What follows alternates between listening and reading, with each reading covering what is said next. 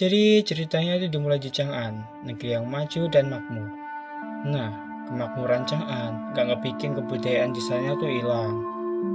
Karena mereka tuh masih menjunjung tinggi nilai-nilai kebudayaan seperti puisi, kaligrafi, seni tari, dan lain-lain.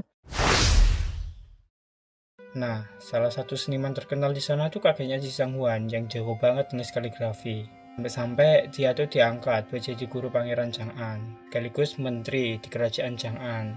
Nah, singkat cerita, pas pangeran Chang'an udah dewasa, dia tuh bikin rencana buat ngadain pemberontakan di kerajaan Chang'an. Nah, Kaisar yang tahu rencana pangeran langsung satset buat ngeberantas antek-antek si pangeran. Nah, kakeknya Sanghuan yang harusnya hidup enak dan nikmatin hasil PNS-nya, nggak taunya malah kena kasus yang berakhir kakeknya Sanghuan harus dihukum penjara seumur hidup dan juga hukuman buat keluarganya yang laki-laki dikirim buat ke medan perang.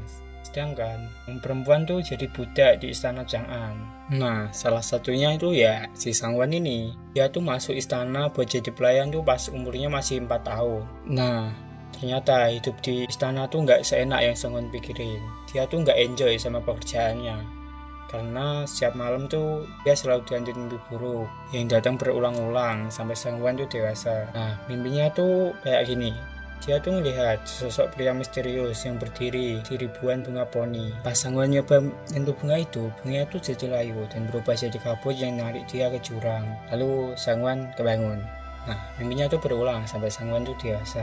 Nah, pas ada waktu luang, Sanghuan tuh nyempetin buat melatih ilmu kaligrafi yang dia pelajarin dari kakeknya. Sekaligus itu tuh buat pelampiasan karena nggak ada lagi teman ngobrol. Ya, keluarganya tuh udah pada pergi dari istana Chang'an. Nah, sampai suatu ketika, disclaimer dulu nih. Ini latarnya tuh udah lompat jauh banget ya. Sekarang Chang'an udah dipimpin sama kaisar wanita, ya, si Wu Zetian. Lanjut. Nah, pas Wu Zetian ini ulang tahun, dia tuh minta buat dipanggilin pelukis buat melukis dia. Nah, karena pelukisnya tuh harus stay beberapa malam, dan pelukis tuh ditempatin di perpustakaan Chang'an. Dan Sanghuan diminta buat ngebantu si pelukis. Nah, pas masuk perpustakaan istana, pelukisnya tuh nggak sengaja ketemu sama Sanghuan yang lagi nulis kaligrafi. Pelukisnya itu cerita kalau setiap seni itu berasal dari pengalaman yang tertuang dalam seni, yang membuat seni itu jadi terasa nyata dan kuat. Nah, dalam kaligrafi Sanghuan, nggak ada dua unsur tadi. Sanghuan yang dengar, dia tuh nggak terima dan ngebela kalau ya kaligrafinya tuh nggak seburuk itulah. Lukisnya tuh cuma senyum dan ngasih tahu kalau wajar sih, usia Sanghuan tuh masih terlalu dini, masih banyak pengalaman yang harus dia cari. Nah, akhirnya Sanghuan tuh cerita masalah mimpi buruknya yang ngebuat dia tuh ragu setiap kali nulis kaligrafi. Sanghuan udah baca semua kaligrafi istana, tapi semua kaligrafi itu nggak bisa ngertiin mimpinya. Yang ia yakini kalau mimpinya tuh adalah teka-teki kebenaran yang tentang kakeknya. Nah, pelukisnya itu ngasih tahu kalau lu nggak nemu di istana, artinya mimpinya tuh ada di dunia luar yang harus Sanghuan dirajai. Dengan itu Sanghuan tuh buat pencerahan dan langsung ngebungkuk dan nganggap kalau pelukisnya tuh gurunya. Singkat cerita, pelukisnya tuh udah selesai bikin lukisan Zetian dan pergi dari istana.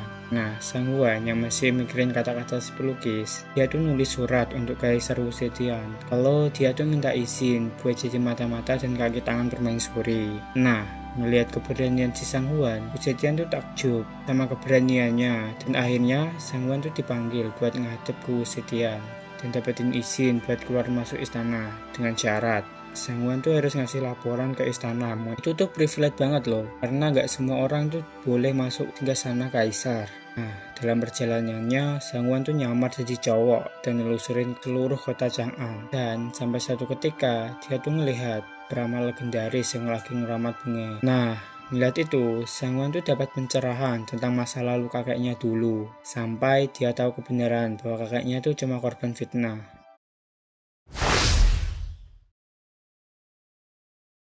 Jadi ceritanya kurang lebih itu gini, kakeknya Sanghuan itu udah tahu kalau pangeran mau ngadain pemberontakan dan juga dia nemuin sepucuk surat tentang pemberontakan. Lalu kakeknya Sanghuan tuh nyalin surat tadi Nah, Sang Huan yang ngira surat tadi adalah kaligrafi milik kakeknya. Dia bawa surat itu ke peramal Ming, dan si Ming itu nuker surat pemberontakan dengan surat salinan milik kakeknya, yang berujung kakeknya Sang Huan itu terlibat dalam kasus pemberontakan pangeran. Nah, cepet-cepet tuh Sang Huan nyelesain kaligrafi miliknya dan bikin petisi, lalu dia bawa ke pengadilan Dali. Nah, pas banget waktu itu hakimnya tuh si Direnji, hakim yang terkenal adil dan bijak. Nah, di sana Sang Huan tuh ngasih gulungan kaligrafi miliknya dan juga petisi yang dia buat, yang isinya tuh kebenaran kakeknya Sang Huan, yang ngasih tahu kalau kakeknya tuh gak bersalah. Dan sebenarnya peramal Ming yang ngejebak kakeknya. Cuma kebenaran petisi Sang Huan tuh masih sangat diragukan sama si Direnji. Nah, tapi si Mi ini jadi orang yang masih diselidiki sama pengadilan Dali. Dengar itu, Sang Huan jadi benci sama si peramal Ming. Dan Sang Huan tuh bertekad buat mengungkap kebenaran dan akhirnya kaligrafi miliknya selesai. Dan dia juga udah gak dihantuin mimpi buruk. Tapi ia masih bertekad untuk membongkar kebenaran tentang kakeknya.